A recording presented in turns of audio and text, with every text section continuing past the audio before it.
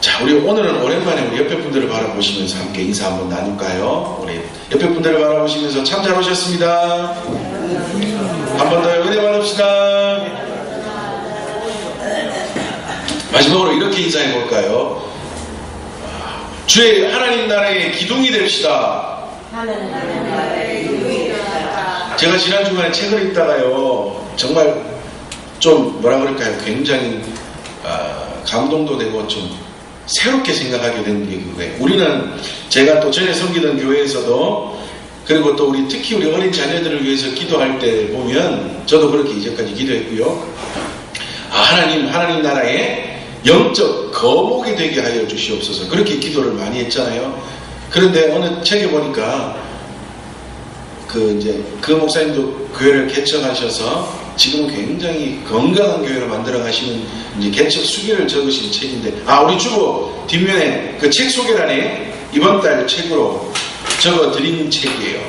그 책의 내용에 보면 중요한 건 거목이 아니랍니다. 거목은 살아서 그냥 산에 멋있게 보이지, 진짜 중요한 건 뭐예요? 기둥이랍니다. 기둥. 그런데 기둥은 거목이 죽어야 기둥이 된답니다. 그리고 그 건물을 떠받치고 튼튼하게 만드는 것은 거목이 아니라 기둥이라는 거예요. 기둥. 그래서 중요한 건 기둥이랍니다. 그래서 우리가 하나님 나라의 거목이 되는 게 중요한 게 아니고 하나님 나라의 기둥이 되는 게 중요하답니다.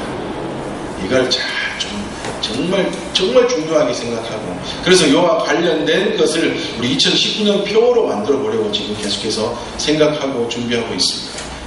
기둥이 중요합니다. 다시 한번 인사하겠습니다. 옆에 분들 바라보시면서 하나님 나라의 기둥이 됩시다. 하나님 나라의 기둥이 되어 우리는 모두가 잘 살고 싶어 합니다. 지난주에 말씀드린 것처럼 세상의 모든 사람들은 잘 살고 싶어 하나 자세히 들여다보면 잘 살지 못해요. 왜 잘 살지 못하느냐? 모든 사람들이 잘 산다는 말은 어디에서 온다고 생각한다고요? 돈에서 온다고 생각한다. 돈을 많이 가지면 잘 사는 거고, 돈을 많이 못 가지면 못 사는 거라고 얘기해요. 애들도 너희 집 잘 사나? 너희 집 못 사나? 그거 진짜 틀린 말이에요. 잘못된 말이라는 거예요. 차라리 너희 집 돈 많나? 너희 집 돈을 잃어? 물으면 덜 할 텐데, 잘 사나? 못 사나? 잘 살고 못 사는 게 왜 돈에 있고 적음에 없음에 구분이 되냐고요. 그건 분명히 잘못된 것입니다. 돈이 많이 있어도 잘 살 수 있고요. 돈이 많은 것 때문에 못 살 수도 있고, 돈이 없어도 잘 살 수 있고, 돈이 없는 것 때문에 또한 못 살 수도 있습니다. 여하튼 그 기준점은 돈이라는 것이 아니에요. 도리어 돈은요, 사람에게 더욱더 어려움과 그 사람의 삶을 패망의 길로 이끌어갈 수도 있습니다. 이런 이야기가 있습니다. 어느 날 사탄이 10개의 병을, 저렇게 생긴 10개의 병을, 그림 보여주세요. 10개의 병을 가지고 사탄이 청년을 찾아왔어요. 그리고 말하기를 9개의 병에는 꿀물이 들어있고 1개의 병에는 독약이 들어있습니다. 그런데 10개 중에 꿀물이 들어있는 병, 그러니까 독약 마시고 안 죽고 꿀물을 맛있게 마시면 제가 당신에게 엄청난 돈을 드리겠습니다. 예를 들어서 우리나라로 하면 한 10억을 드리겠습니다. 이러는 거예요. 그러니까 청년이 처음에 생각하기로는 아이고 아무리 많은 돈이라도 어떻게 생명하고 맞바꾸겠노? 안 해. 그런데 사탄이 계속 와가지고 꼬셔요. 아니 10개 중에 하나만 독약이고 9개는 꿀물인데 그거 못 고르겠습니까? 한번 해보세요. 한 판에 10억, 한 판에 10억. 그러니까 그만 청년이 거기에 홀딱 넘어가서 10개 중에 한 병을 딱 잡고는 꿀딱꿀딱 마셨는데 꿀물이에요. 그리고는 10억의 돈을 받고 사탄에게 말하기를 다시는 내 찾아오지 마라 라고 이야기를 하고 집으로 돌아갔습니다. 그런데 여러분, 한 병의 꿀물을 찾아내고 돈을 받은 그 재미를 맛본 청년, 끊을 수 있을까요? 없을까요?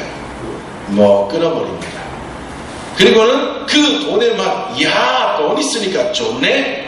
행복하네? 라고 자기가 하고 싶은 것을 즐기며 살아가는 그 삶을 끊어버릴 수 없어서 그 다음에 찾아온 마귀에게 또 9개 중에 1개의 꿀물을 찾아내어 이번에는 2배의 돈을 받고, 다음에는 또 찾아내어 3배의 돈을 받고, 그러다 보니 몇 개 남지 않은 상황에서 이제는 이 사람이 마귀를, 사탄을 찾아다니게 돼요.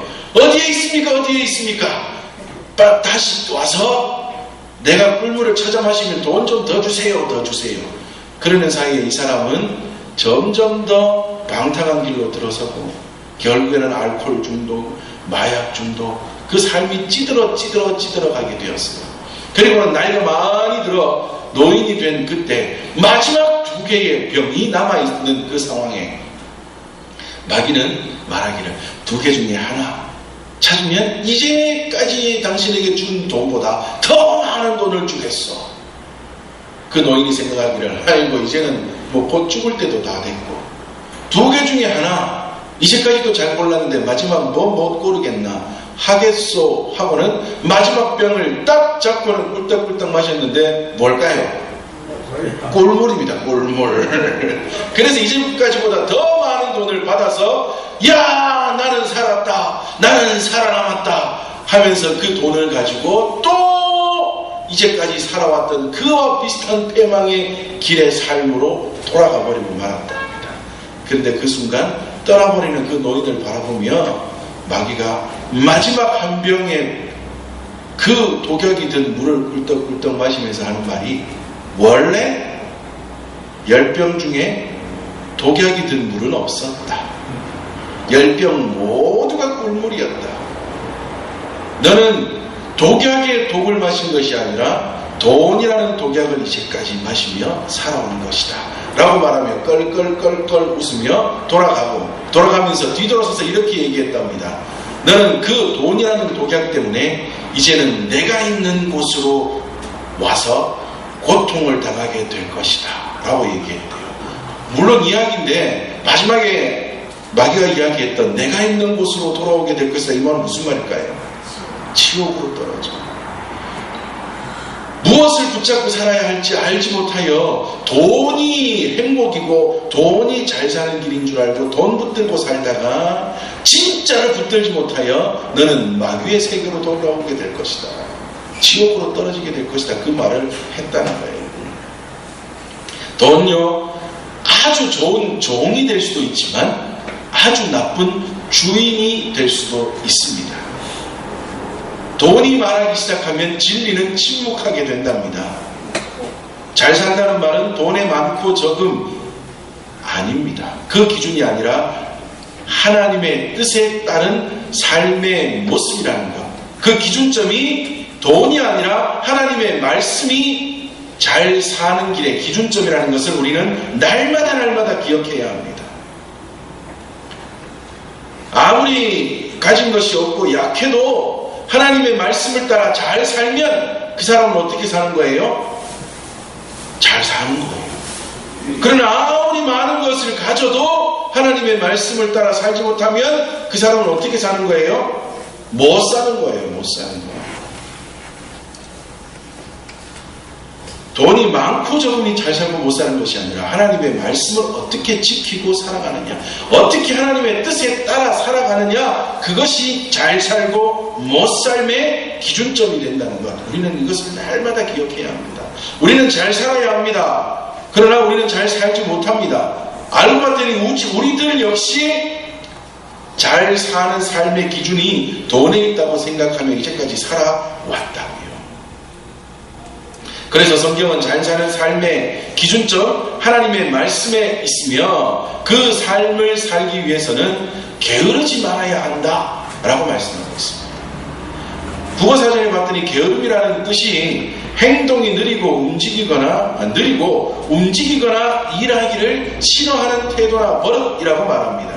그러나 성경이 말하는 게으름은요, 느리게 움직이는 것, 일하기 싫어하는 것, 그러한 것뿐만 아니라 또 다른 뜻을 우리에게 가르쳐주고 있다는 거예요. 먼저 지난주에 잘 살지 못하는 이유, 다시 말하면 하나님의 말씀을 따라 하나님의 뜻을 따라 하나님의 사명을 이루며 잘 살아가야 하는데 그렇게 살지 못하는 이유가 첫 번째로 지난주에 육신의 게으름 때문이라고 말씀을 전해드렸습니다. 육신의 게으름. 육신의 게으름 때문에 늘 망상 속에서 살아가게 되는, 그래서 정신적인 것까지 게을러지는, 육신이 게으르다 보니 정신까지 게을러져 버리는 그러한 삶을 살아가게 된다. 그것이 하나님의 말씀을 따라 잘 살지 못하게 하는 원인이다 말씀을 드렸습니다. 그래서 잘 사는 방법 첫 번째로 육신적인 게으름에서 벗어나라 말씀했습니다. 처음에는 가기 좋습니다. 처음에는 하기 쉽습니다. 지난주에 이 잠언 15장 19절의 길이 4개의 길인데 게으른 자의 길이라고 하는 것은 처음에는 가기 좋은 길이다 말씀드린 것처럼 게으른 자, 육신의 게으름을 가지고 정신적인 게으름까지 나아가서 망상 속에 빠져 살아가는 그 사람의 삶, 처음에는요 하기 쉬워요. 여러분, 몸을 부지런히 움직이는 게 쉽습니까? 몸을 게으르게 그냥 편하게 사는 게 쉽습니까? 편하게 사는 게 쉬워요. 제가요 참 이해하기, 제 입장에서는 이해하기가 힘든 말 중에 하나가, 일 열심히 하다가 좀 쉰다고 아이고 일주일 집에서 아무것도 안 하고 놀았더니 일할 때보다 더 힘들다, 그런 말씀을 하시는 분들이 계세요. 아이고 일하다가 한 달 동안 집에서 푹 쉬더니 막 아이고 몸이 일할 때보다 더 찌뿌둥하고 더 힘들다. 저는 그게 이해가 안 돼요. 제가 좀 게을러서 그런가 봐요. 저는 뭐 일주일이고 한 달이고 집에 가만히 놀아라 하면 좋겠어요. 할 수 있을 것 같아요. 그게 참 힘들어요. 그죠? 그런데 그 게으름, 육신적인 게으름에서 벗어나야 한답니다. 차라리 쉬는 게, 아무것도 안 하는 게 일하는 것보다 더 힘든 그분들이 정상적인 삶이에요. 저 같은 사람은 육신적으로 게을러가지고요 자꾸만 노는 게 더 좋아요. 그러다 보면 정신적인 게으름까지 나가고요, 그러다 보면 망상 속에 빠져서 더욱더 육신적인 게으름 가운데서 훅 퍼져버리게 된다고요. 세상 사람도 그러할진데 특히 하나님의 일을 하는 사람들, 하나님의 말씀을 따라 살아가는 사람들은요 첫 번째 육신적인 게으름에서 벗어나야 합니다. 정말입니다. 하나님의 말씀을 따라 하나님의 사명 앞에서 부지런히 살아가는 자가 되어야 합니다. 자, 오늘은 두 번째 이어서요, 성경은 또 어떤 사람을 게으른 자라고 말하고 있는가? 목표가 없거나 목표가 잘못된 인생 또한 게으른 사람이라 합니다. 우리는 게으르다 이러면 몸이 게으르고 놀기만 좋아하고 느릿느릿한 사람만 게으르다고 생각하는데, 성경은 말하기를요 목표가 없는 것, 사람이 왜 사는지를 모르고 살아가고 목표 없이 사는 삶도 게으르다고 말하고, 또는 목표는 있기는 있는데 잘못된 목표를 잡고 살아가는 사람도 게으르다고 말하고 있습니다. 잠언 26장 14절 우리 다시 한번 읽어보겠습니다. 말씀 보여주세요. 다 같이 읽습니다. 시작.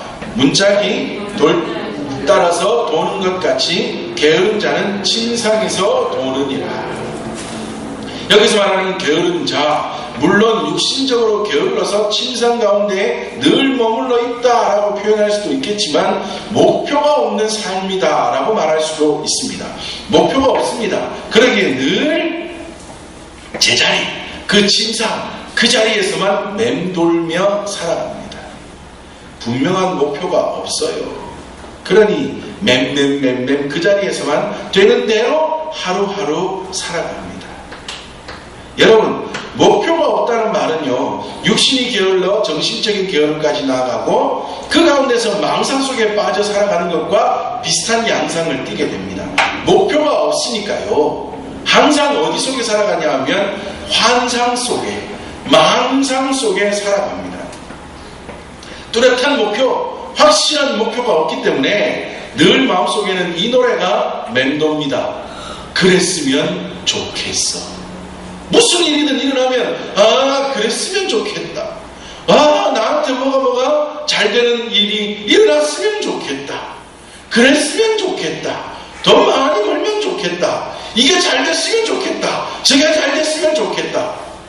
늘 항상 뭐 한다고요? 행하지는 않고 움직이지는 않으면서 머릿속에서는 그랬으면 좋겠다라는 생각, 그 환상, 그 망상 속에서만 살아간다고요. 왜요? 뚜렷한 목표가 없기 때문이에요. 그냥 되는 대로 좋아졌으면 좋겠다, 그랬으면 좋겠다 라고만 생각하며 살아간다고요. 그러다가도 그 망상이 곧 실현될 것처럼 생각해요. 목표가 없어서 움직이지도 않으면서 머릿속에는 뭐만 해요? 그랬으면 좋겠다라고 내가 만들어 놓은 환상 속의 그 나라가 곧 어디에 올 것 같아요? 내게 올 것 같아요. 그래서 그랬으면 좋겠다, 잘 됐으면 좋겠다, 막 환상 속에서 망상 속에서 그렇게 살아가다가 좀 있다가 그것이 확 깨져버리면 금방 실망해버리고 또 어디로 돌아가요? 제자리로. 그 자리로 돌아가서 허덕허덕하며 살아가게 된다. 늘 그랬으면 좋겠다.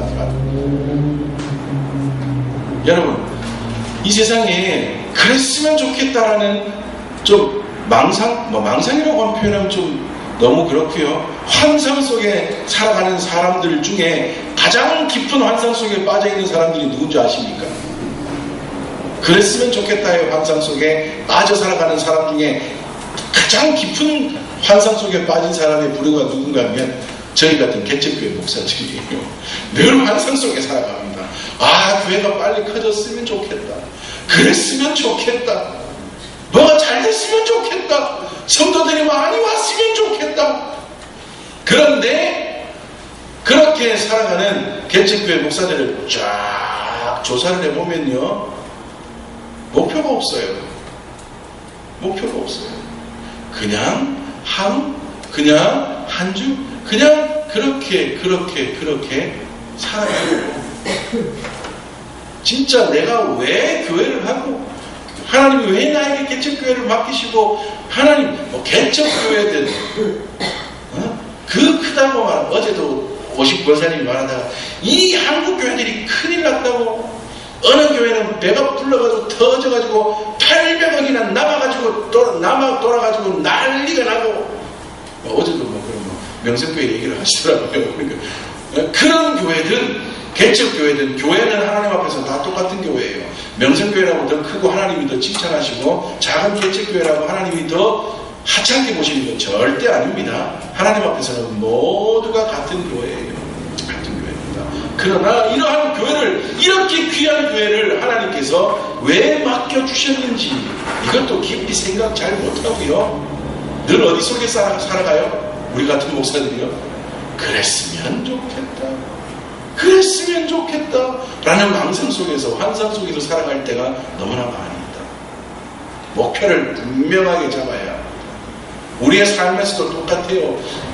내가 왜 살아가는지, 하나님이 나에게 이 삶을 왜 허락하셨는지 목표를 분명하게 잡는 그런 우리들이 되어야 한다.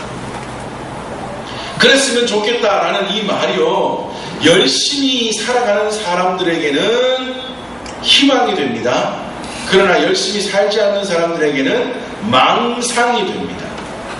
열심히 살아가는 사람들이 열심히 살아가는 가운데 그랬으면 좋겠다 라고 말하는 그 속을 까보면 그 속에는요, 하나님의 뜻이, 하나님 주신 사명을 위한 삶이 다 드러나지만, 열심히 살지 않는 망상 속에 살아가는 게으른 사람들이 말하는 그랬으면 좋겠다라는 말을 뒤집어 보면요, 그 속에는 자신의 욕망만 들어있습니다. 그리고 세상적인 욕심만 들어있게 된다. 분명한 목표가 있어야 합니다. 그런데 여러분, 목표가 있어도 또 문제가 있어요. 뭐가 문제예요? 잘못된 목표, 또는 목표를 올바르게 설정하지 못하여 허덕이는 삶을 살아가게 되면 그것 또한 성경은 게으른 삶이라고 말씀합니다. 전에도 한번 말씀드렸죠. 어느 날 어느 날 아침에 어떤 사람이 농사를 지으러 나갔답니다. 아내에게 나 농사지러 밥 갈고 오겠소 하고는 트랙터를 타고 밭으로 갔어요. 외국인가 봐요. 그러니까 집에서 밭이 머니까 트랙터를 타고 가는데 트랙터에 기름이 다 떨어져 가요. 그래서 주유소까지 트랙터를 타고 가기는 모자라니까 기름통을 들고 기름을 사기 위해서 주유소로 걸어갑니다. 그런데 주유소로 가는 길에 갑자기 머리에 돼지에게 밥 안 주고 왔네 라는 생각이 들어요. 그래서 기름통을 그 자리에 놓고 옥수수 창고로 갑니다. 그래서 옥수수를 챙겨서 돼지에게 밥 주려고 옥수수를 자루에 막 담는 중에 갑자기 다른 창고에 있는 감자가 싹이 나겠는데? 라는 생각이 나요. 그래서 그만 옥수수를 두고 감자 창고로 막 달려갑니다.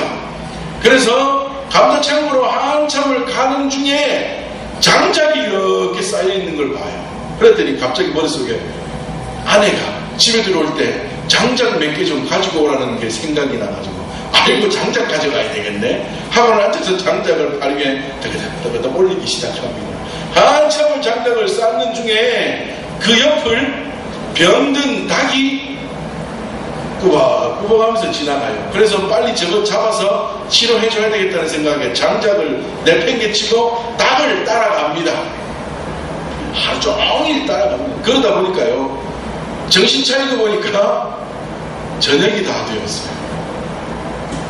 그런데 가만히 생각하니까 하루 종일 한 일이 하나도 없어요.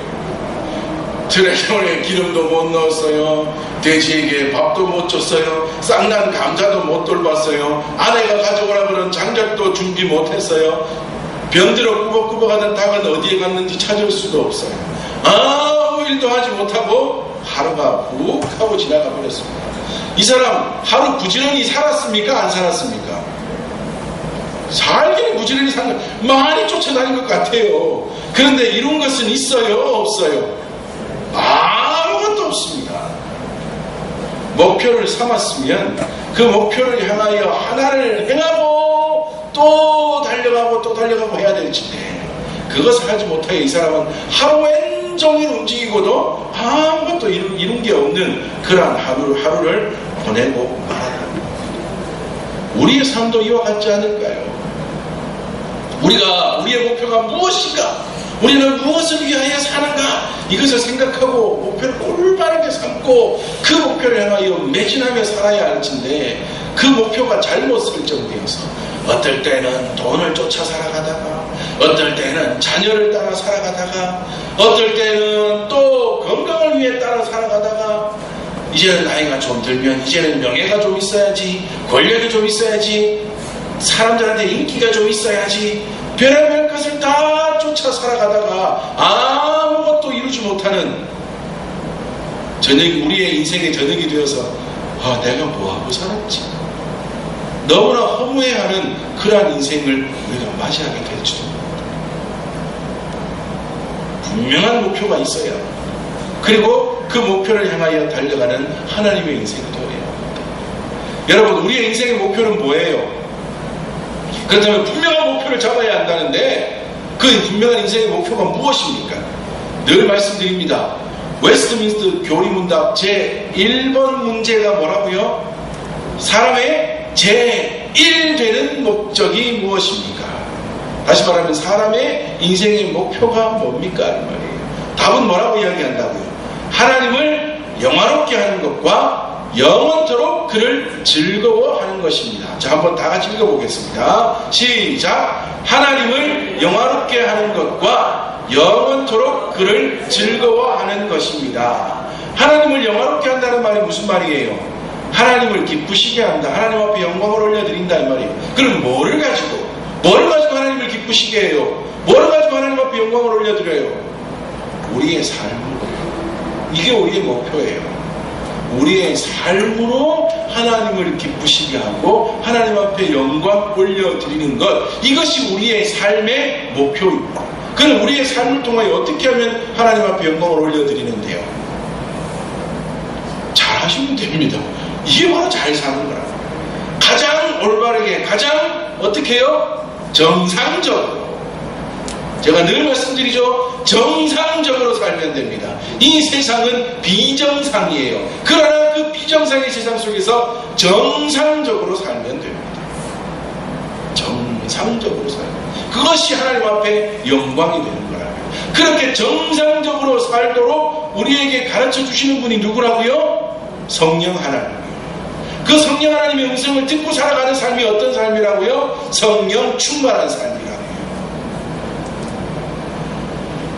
성령, 제가 늘 말씀드리잖아요. 성령 충만한 삶이라고 막 목소리 걸걸해야 되고 막 방언으로 기도해야 되고 사람들만 보면 내가 네 보면 다 알아 막 이게 되어야 되는 게 아니라고요.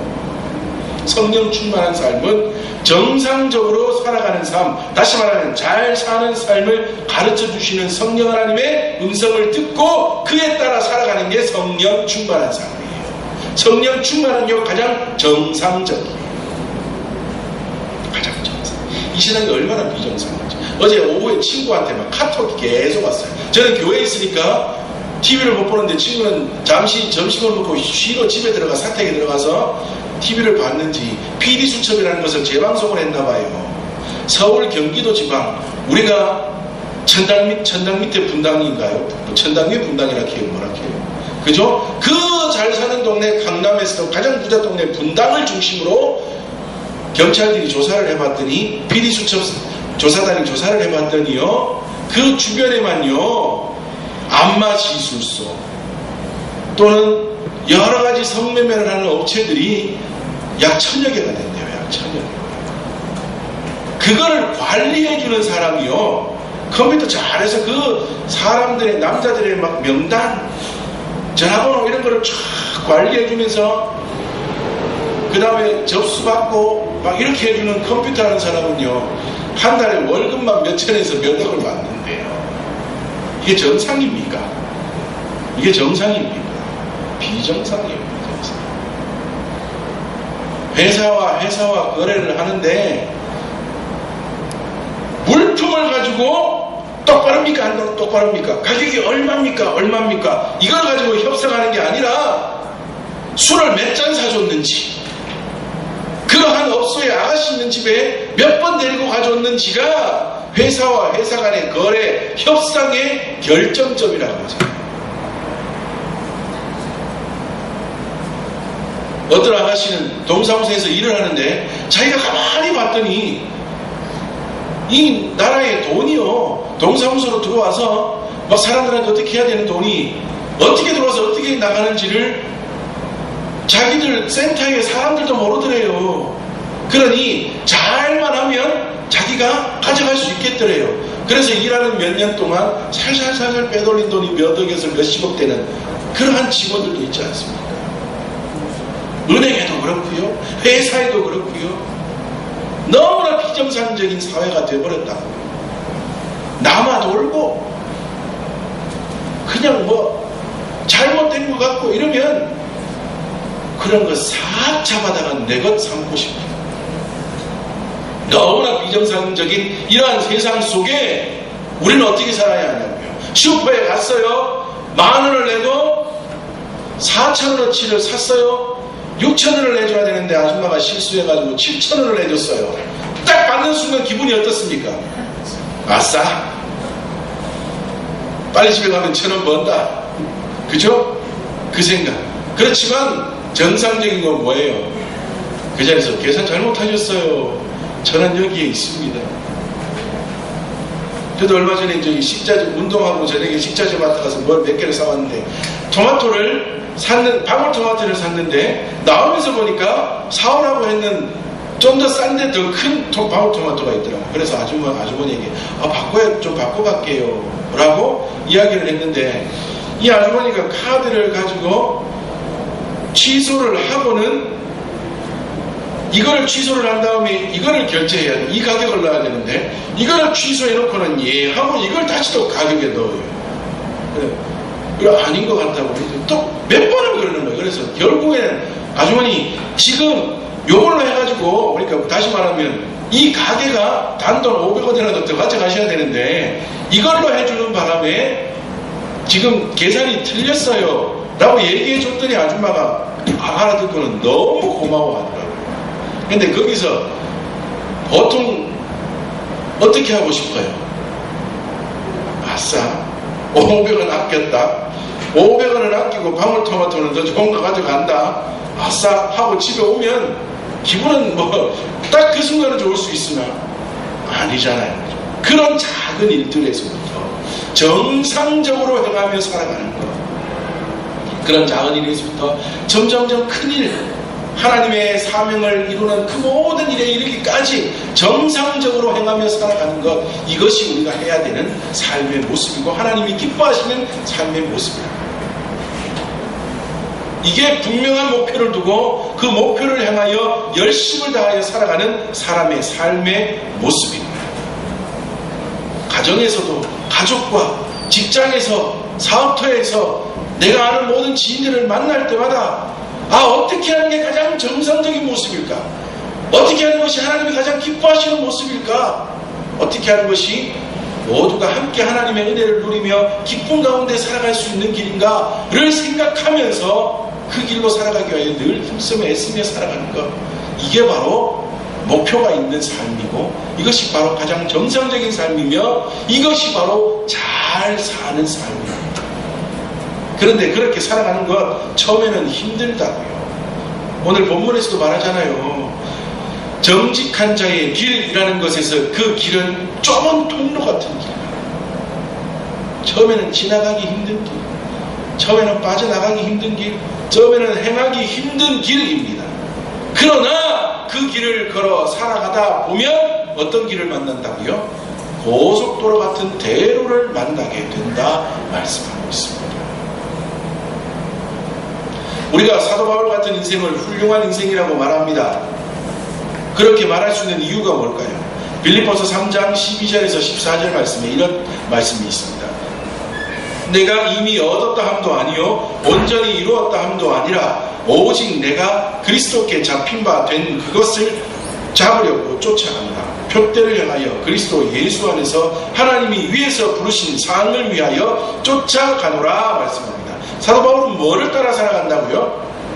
목표를 따라 살아가는데 그 목표가 하나님이 우리에게 주신, 자신에게 주신 그 목표, 말씀하신 그 사명을 위하여 사도 바울은 열심히 달려가노라 말씀하고 있습니다. 사도 바울은 그 인생이 왜 사는 인생인지를 알고 살아갔다고요. 예수를 만나기 전에는 자기가 왜 사는지를 몰라서 도리어 예수 믿는 자를 잡아다가 핍박하는 자가 되었지만 예수 그리스도를 만나고 났더니 자기가 왜 사는지를 알게 되어서 그 다음부터는 예수를 위하여, 사명을 위하여, 복음을 위하여 목숨까지도 내어놓는 자로 살아가게 되었다. 내가 왜 사는지를 알아야 돼요. 그리고 내가 살아가는 이 삶이 하나님과 어떤 관계가 있는지를 알아야 한다. 저희 어릴 때에 생일 노래가, 이런 노래가 있었습니다. 친구들끼리 생일하면 장난으로 이렇게 노래해요. 왜 태어났니? 왜 태어났니? 밥만 축내고 왜 태어났니? 친한 친구들한테는 그렇게 불러줘요. 생일 축하합니다가 아니고 왜 태어났니? 왜 태어났니? 밥만 축내고 왜 태어났니? 그렇게 불러줬는데요. 이 노래를 우리한테 맨날 해야 돼요. 우리가 우리 자신에게 매일매일 불러야 합니다. 왜 태어났니? 뭐 하려고 태어났니? 너의 삶의 목표는 뭐니? 무엇을 위하여 살고 있니? 우리는 우리 자신에게 날마다 왜 태어났니? 왜 태어났니? 뭐하고 살고 있니? 어떻게 살고 있니? 무엇하며 살고 있니? 누구를 위하여 살고 있니? 우리 자신에게 날마다 질문하며 그리고 그 대답이 하나님이 기뻐하시는 대답으로 나올 수 있도록 살아가는 자가 되어야 합니다. 이게요, 잘 사는 삶이고요. 이것이 게으름에서 벗어나는 삶입니다. 성경은 말합니다. 육신만 게으른 것, 몸만 게으른 게 게으른 게 아니라고 말씀합니다. 육신이 게으른 것도 게으른 것이지만 왜 살아가는지를 모르고 살아가는 목표 없는 삶도 게으르다고 말합니다. 목표는 있는데 잘못된 목표를 가지고 살아가는 것도 게으르다고 말합니다. 우리는 이 모든 것을 걷어내고 하나님이 기뻐하시는 분명한 목표, 하나님을 기쁘시게 하는 것, 영화롭게 하는 것과 영원토록 그를 즐거워하는 것이 우리의 삶의 목표가 되어 이 땅의 삶을 가장 정상적, 가장 바르게, 가장 정직하게 이 땅의 삶을 살아 우리의 그 삶을 통하여 하나님 앞에 영광을 올려드리고 또한 그렇게 살아가는 그 삶을 즐기며 살아감으로 이 땅의 많은 사람들에게 또한 진리의 복음을 전하며 살아갈 수 있는 저와 우리 모든 믿음의 식구들이 되시기를 주님의 이름으로 축복합니다. 아멘. 우리 함께 기도하겠습니다. 하나님, 우리가 게으름에서 벗어나 하나님이 기뻐하시는 하나님의 백성으로 살아가기를 원합니다. 하나님, 우리에게 은혜를 더하여 주시옵소서. 우리가 육신의 게으름에서 벗어나게 하시고 목표 없는 게으름에서 벗어나게 하시고 잘못된 목표를 설정하는 게으름에서 벗어나 하나님이 기뻐하시는 온전한 삶, 잘 사는 하나님 앞에 영광 올려드리는 삶을 살아가는 우리 모든 믿음의 식구들 되게 도와주시옵소서. 이 시간 나같이 함께 말씀을 기억하며 함께 기도하며 나아가겠습니다. 함께 기도하겠습니다. 하나님 아버지 감사합니다. 하나님 오늘 저희들에게 은혜를 더하여 주시고 하나님 함께하여 주셔서 거룩한 주일 기억하게 하시고 하나님의 전에 나와 예배하게 하시니 하나님 참 감사합니다. 하나님 오늘 주신 말씀 다시 한번 기억합니다. 하나님 우리가 하나님의 말씀대로 잘 살기를 원하나 하나님 이제까지 우리도 이 세상에 잘 사는 기준점이 돈에 있었다고